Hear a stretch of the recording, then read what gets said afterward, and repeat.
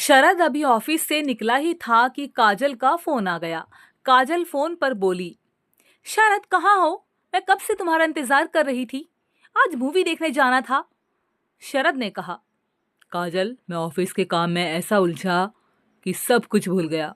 तुम कहाँ हो? मैं अभी तुम्हें पिक करता हूँ। ये कहते कहते शरद गाड़ी में बैठ गया। लैपटॉप का बैग पीछे की सीट पर रखकर जल्दी से गाड़ी स्टार्ट करने लगा। तभी काजल ने कहा, रहने दो, अब मूड नहीं है। मैं 2 घंटे से तैयार होकर तुम्हारा इंतजार कर रही थी। कभी तो मेरा ध्यान रखा करो शरद। शरद बोला, काजल बोला ना भूल गया। अब इतनी सी बात के लिए मूड खराब मत करो। चलो डिनर बाहर करने चलते हैं। काजल गुस्से से बोली, नहीं, अब मैं कहीं नहीं जाऊंगी और खाना भी नहीं बनाऊंगी। तुम्हें कुछ ऑर्डर करना हो तो कर देना। शरद को भी गुस्सा आ रहा था, लेकिन फिर उसने बात को संभालते हुए कहा, अच्छा बताओ क्या ऑर्डर करना है। काजल टॉन्ट मारते हुए बोली, हर काम मेरे से पूछकर करते हो। जो खाना हो मंगा लेना। ये कहकर काजल ने फोन काट दिया। शरद को बहुत गुस्सा आ रहा था। पूरा दिन ऑफिस में बॉस से चिकचिक, घर पहुंचो तो बीबी के नखरे। शरद गाड़ी चलाकर घर पहुंचा। उसने काजल को मनाने की बहुत कोशिश की, लेकिन काजल ने उसकी एक न मानी। हार कर शरद भी बिना डिनर किए सोने चला गया। 2 साल हुए थे दोनों की शादी को। शरद और काजल की अरेंज मैरिज हुई थी। शुरू के 1 साल तक दोनों बहुत खुश थे, लेकिन उसके बाद शरद ने एक नई कंपनी में अप्लाई किया। उसे गुरुग्राम में नौकरी मिल गई। अच्छा पैकेज था। दोनों बहुत खुश थे। वहीं शरद ने 6 महीने बहुत मन लगाकर काम किया, जो उसका प्रमोशन हो गया। गाड़ी तो शरद के पास थी। उसने एक फ्लैट खरीद लिया, जिसकी ईएमआई बहुत ज्यादा थी। शुरू में लगा कि चलो देखा जाएगा, लेकिन उस अपार्टमेंट में रहने का सुख ही अलग था। इसी सुख को पाने के चक्कर में हर महीने 12-12 घंटे काम करके भी ईएमआई भरना मुश्किल होता जा रहा था। इधर कंपनी के बॉस को उसने मकान के मुहूर्त में बुलाकर एक और गलती कर दी।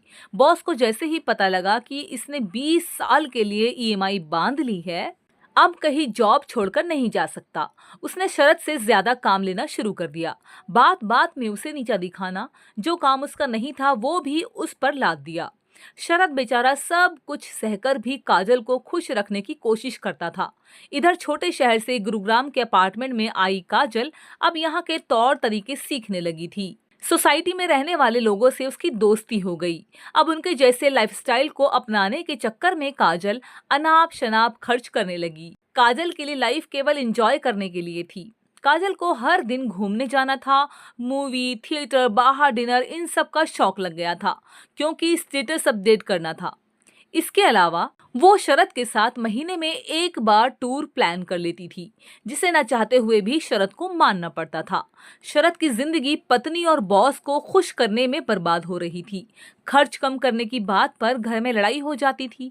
काजल बोलती थी कि बाकी लोग भी तो मेंटेन कर ही रहे हैं, सिर्फ सोच का फर्क है, जैसी आदत डालोगे वैसी पड़ जाएगी। शरद का कहना था, उनकी और हमारी कमाई में जमीन आसमान का अंतर है। इनमें से कुछ लोग तो बहुत पहले से यहाँ रह रहे हैं, हमें अभी 20 साल ईएमआई भरनी है। एक दिन काजल बोली, तुम कहीं और जॉब के लिए अप्लाई भी तो नहीं करते? तुम भी तो इसी कंपनी से चिपके रहना चाहते हो सकता है अच्छा पैकेज मिल जाए। शरद बोला, नौकरी बदलने के रिस्क के लिए सेविंग होनी चाहिए। यहाँ महीने का लास्ट आने से पहले ही पूरे पैसे खर्च हो जाते हैं। अगली सैलरी तक के खर्चे क्रेडिट कार्ड से करने पड़ते हैं। मेरी बात मानो तो कुछ दिन के लिए ये सब बंद कर दो। काजल बोली, ये सब तो तुम्हें यहाँ आने से पहले सोचना चाहिए था। मेरी कितनी बेइज्जती होगी।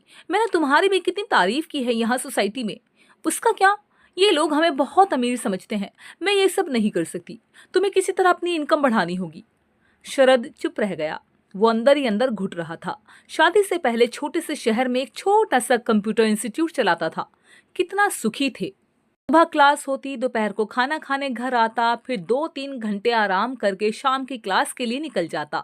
रात को 10 बजे घर आता तो काजल गरम गरम खाना परोसती। तरक्की के चक्कर में माता पिता को भी छोड़ दिया। उन्होंने कितना मना किया था, बेटा जो मिल रहा है उसमें सब्र कर, लेकिन उनकी एक बात नहीं मानी। तब तो गाड़ी खरीदने का शौक था। एक बार अपना घर क्या छोड़ा, एक बार भी माता पिता से मिलने नहीं गया। छोटा भाई वहीं इंस्टीट्यूट चला रहा था। बार बार फोन पर कहता है, भैया मुझे भी वहीं बुला लो, अब उसे कैसे बताऊं कि यहाँ आकर उसने क्या खोया क्या पाया। आज सुबह जल्दी मीटिंग थी, सुबह जल्दी जाने के लिए काजल को बोला था, लेकिन जब शरद सुबह तैयार हुआ तो पता लगा काजल सोकर ही नहीं उठी है। बिना नाश्ता किए बिना टिफिन लिए वो ऑफिस पहुंच गया। आज बॉस ने उसे और उसके साथ काम करने वाले 3 लोगों को नए टारगेट समझा दिए। इंक्रीमेंट का लालच देकर पिछले 6 महीने से लगातार टारगेट बढ़ाता जा रहा था। आज के टारगेट पूरा करने के लिए शरद को संडे भी काम करना पड़ेगा। इतना बोझ उठाना उसके लिए असंभव था। मीटिंग के बाद वो बॉस के कैबिन में गया। बॉस, आओ शरद, तुम बहुत काबिल हो, मुझे विश्वास है टारगेट तुम जरूर पूरा कर लोगे। शरद ने कहा, सर ये रहा मेरा रिजाइन, मैं 1 महीने का नोटिस पीरियड पूरा करके चला जाऊंगा। बॉस ने कहा, ये तुम क्या कह रहे हो?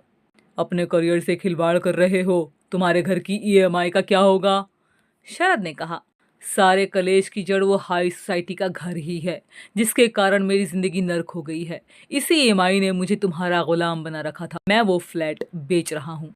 इससे पहले कि बॉस ज्यादा सवाल जवाब करता, शरद तेजी से बाहर निकल आया। आज वो बहुत हल्का महसूस कर रहा था। उसने प्रॉपर्टी डीलर्स को फोन किया और फ्लैट को बेचने के लिए बोला। शाम को शरद घर आया तो काजल ने कहा, शरद हम कल कहीं घूमने चलें क्या? तुम कल की छुट्टी ले लो। शरद गुस्से से बोला, काजल अब बस, 1 महीने की बात है, उसके बाद बस छुट्टी ही छुट्टी है। काजल ने पूछा, क्या मतलब? शरद ने बताया, मैंने नौकरी छोड़ दी है, इस फ्लैट को बेच रहा हूँ। जो भी पैसे मिलेगा उससे लोन चुक जाएगा। हम वापस अपने घर जा रहे हैं। इस मॉडर्न सोसाइटी ने मेरा सुख, चैन और जहां तक कि तुम्हें भी छीन लिया। अब तुम्हें मेरी कोई फिक्र नहीं। अपने इंस्टीट्यूट में जरा देर होने पर तुम फोन पर फोन करती रहती थी कि जल्दी आ जाओ, मैं भी भूखी बैठी हूँ। यहाँ मैं नाश्ता करूँ या नहीं, टिफिन बने या नहीं, तुम्हें कोई परवाह नहीं। 1 महीने जितने मजे करने हैं कर लो। मैंने पिताजी को फोन कर दिया है, हम वापस आ रहे हैं, वहीं इंस्टीट्यूट चलाएंगे। काजल ने भी गुस्से में बोलना शुरू कर दिया, ये तुमने क्या कर दिया? सब बर्बाद कर दिया। शरद ने कहा, बर्बाद नहीं, ये सब कभी हमारा था ही नहीं। दूसरों की होड़ के चक्कर में अपना सुकून खो बैठा। एक बार सोचकर देखो, अगले 20 साल में मेरा क्या हाल होता। ईएमआई वही रहती, मेरे काम करने की शक्ति घटती, खर्च बढ़ते। एक दिन ऐसा होता कि शायद इस ऐशो आराम के चक्कर में मैं ही नहीं रहता। ये सुनकर काजल के होश उड़ गए। इस तरह तो कभी उसने सोचा ही नहीं था। काजल ने कहा, शरद मुझे माफ कर दीजिए, दूसरों के चक्कर में मैं आप पर ध्यान देना ही भूल गई। आप सही कह रहे हैं, हम वापस अपने घर चलते हैं। 1 महीने बाद दोनों अपना सामान बांधकर अपने घर पहुंच जाते हैं। माता पिता बहुत खुश होते हैं। उसके बाद दोनों भाई मिलकर इंस्टीट्यूट चलाते हैं। तो दोस्तों, ये थी काजल की कहानी, जो सोसाइटी के चक्कर में आकर अपना जीने का तरीका ही भूल गई थी। और वहीं उसका पति, जो बेचारा ईएमआई भरते भरते ये हाल में आ गया कि उसको सोचने पर मजबूर हो गया और उसने जिंदगी का एक अच्छा फैसला लिया, अपने घर वापस जाने का, अपने माता पिता के साथ अपने जीवन को जीने का। उम्मीद करूंगी ये कहानी आपको पसंद आएगी। इस कहानी को लाइक और शेयर जरूर करना दोस्तों, और हमारे चैनल आनी ऑफिशियल कहानियां को सब्सक्राइब भी जरूर से कर लें। और हाँ, बेल आइकन जरूर प्रेस कीजिएगा ताकि आपको आने वाली मजेदार कहानियों की नोटिफिकेशन मिल सके।